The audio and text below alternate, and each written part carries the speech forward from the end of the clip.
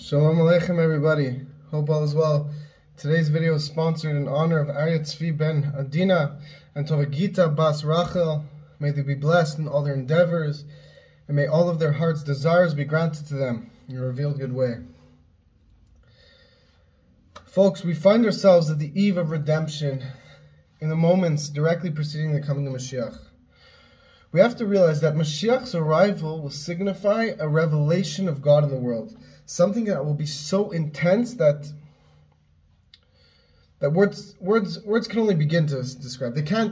We can't grasp this through words in a way of really grasping the true essence of what will be revealed in the days of Mashiach. But we can get a little glimpse and we can understand a little taste of what to expect through what our prophets have told us about. And we know prophecy explains the Mashiach will be even higher than Avram Avinu and Moses. He'll bring the world to a state of divine revelation even greater than that of which happened at Mount Sinai. But we have to understand that this is an incredibly intense revelation. Something that if a person was to experience it without the proper vessels, it would be too much to handle. And this is what happened at Mount Sinai when God revealed himself to us at Mount Sinai. We could not handle this revelation and our souls expired from our bodies. We died and God had to revive us and bring us back to life. But the way that we get ready for this divine revelation is through the Torah and mitzvahs and acts of kindness. The Torah is the blueprint to turn the world into a dira b'tachtonim, into a home for God in this world. It is the blueprint to build the vessels to experience this godly light. So that not only will we not die when we experience this divine revelation, but rather we'll be fully alive. We'll be actually alive. And this is through many different ways, but we know that it's through the Torah, because the Torah is the blueprint of the world.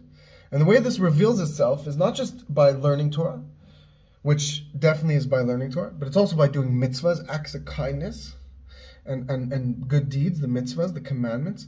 These are ways that we build our vessels to experience this divine light. Because this divine light is very intense, it's very strong, it's very lofty light, to say the least. And if we were to experience it without the proper vessels, we would not be able to contain it.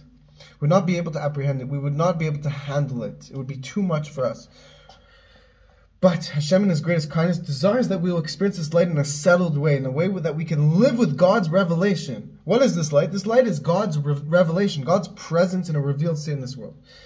And when we learn Torah, we're learning about God. And when we're doing commandments, we're doing God's will. The Torah, the commandments, this is God's will, God's ratzon in this world. And His desire is that we fulfill the Torah. We are the living Torah. We bring the Torah into action, into life.